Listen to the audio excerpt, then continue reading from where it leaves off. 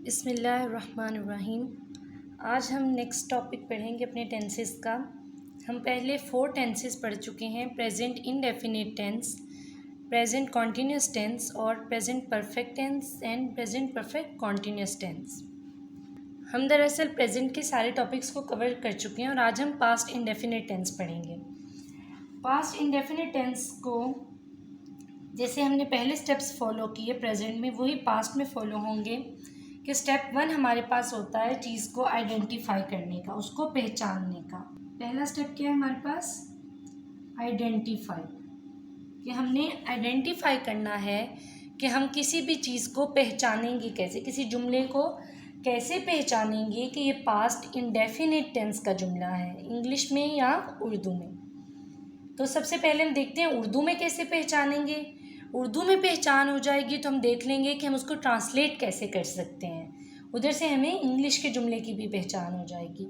So number 1 is identification.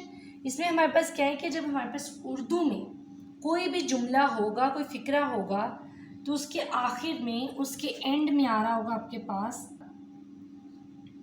या, ये, या फिर आप इस तरह से कह सकते हैं कि अलिफ छोटी ये या बड़ी ये आ रही होगी। जैसे वो स्कूल गई, वो स्कूल गया, उसने ख़त लिखा, इस तरह से।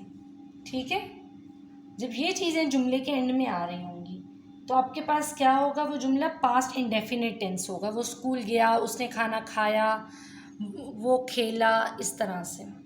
अब इसमें हमारे पास स्ट्रक्चर, जो दूसरा पॉइंट होता है स्ट्रक्चर का, उसको बनाने का, उसकी मेकिंग का, वो किस तरह से होगा कि आपके पास जब आपने जुमला आइडेंटिफाई कर लिया कि वो स्कूल गया, ठीक है, या आ गया एंड में, ये आ जाएगा, अलिफ छोटी ये बड़ी, इसमें से कुछ भी आ जाएगा। तो वो स्कूल गया, हमें क्या पता चल रहा है इसमें, इसको हम कैसे स्ट्रक्चर कर सकते हैं। नंबर 1 थिंग जो हमारे पास स्ट्रक्चर में आती है वो ये होता है कि हम देखते हैं हमने वर्ब की कौन सी फॉर्म यूज़ करनी है। तो इधर अब हमने यूज़ करनी होगी, पास्ट है तो वर्ब की हमारे पास सेकंड फॉर्म यूज़ होगी, यानी गो अगर है, वो स्कूल गया, जाने को गो, तो फिर हमारे पास वेंट यूज़ होगा। अगर हम कहेंगे लिखा तो राइट को रोट लिखेंगे, सेकंड फॉर्म हर जगह यूज़ होगी। ठीक है, तो ये हमारे पास इसका स्ट्रक्चर आ जाएगा। अब अगर हम ट्रांसलेट करें इसको कि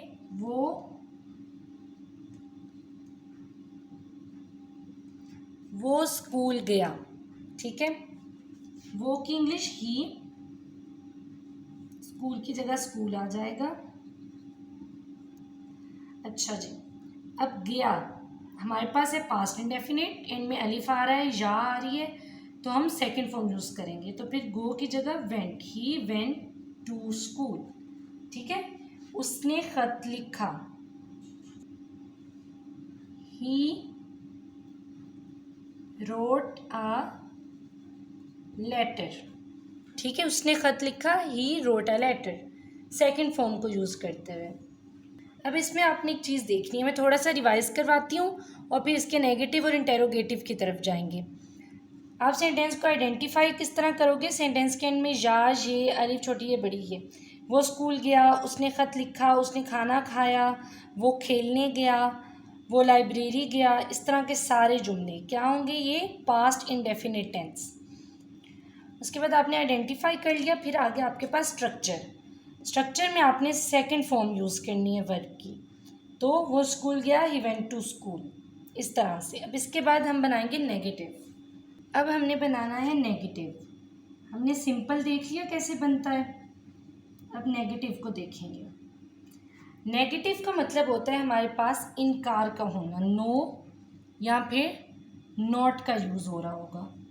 सेंटेंस है हमारे पास अब, वो स्कूल नहीं गया।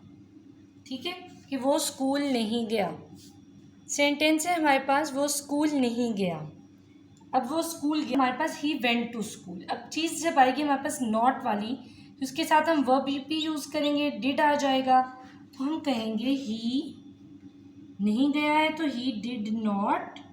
और अब हमने वेंट नहीं कहना, जब भी आपके पास सेंटेंस में डिड आ जाएगा, आपके पास हमेशा फिर क्या होगा, first form of verb use होगी।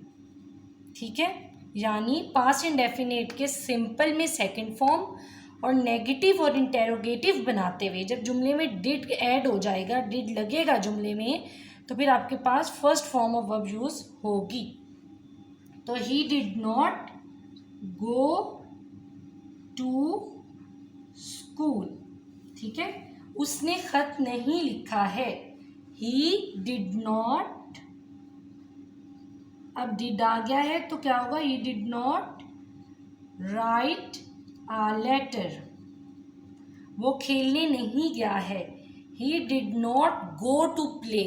वो खेलने गया तो ही वेंट टू प्ले। वो खेलने नहीं गया, he did not go to play.